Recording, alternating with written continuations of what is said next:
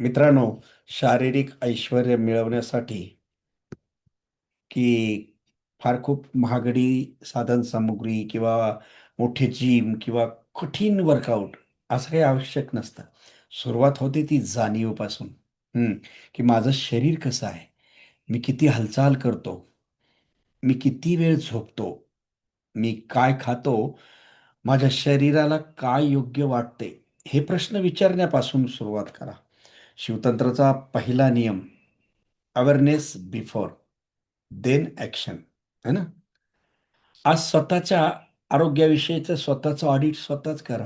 3 गोष्टी लिहा. माझी एक चांगली सवय, लिहा काय असेल ती. माझी सुधारण्याची गरज असलेली सवय, दुसरी हां. आणि पुढील मग 7 दिवसामध्ये मी करणार असलेली एक कृती. या 3 गोष्टी लिहा.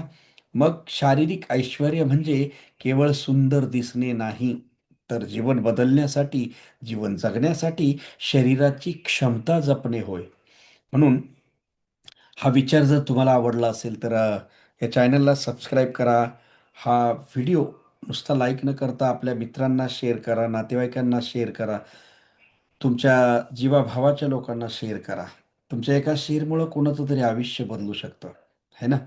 म्हणून आपल्या प्रियजनापर्यंत या व्हिडिओला नक्की पाठवा आणि असेच नवे विचार आणि जीवन समृद्ध करणारे मार्गदर्शन घेण्यासाठी पुन्हा भेटूयात.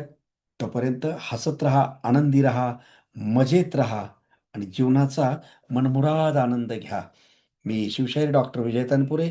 जय हिंद, जय महाराष्ट्र, जय भारत. धन्यवाद.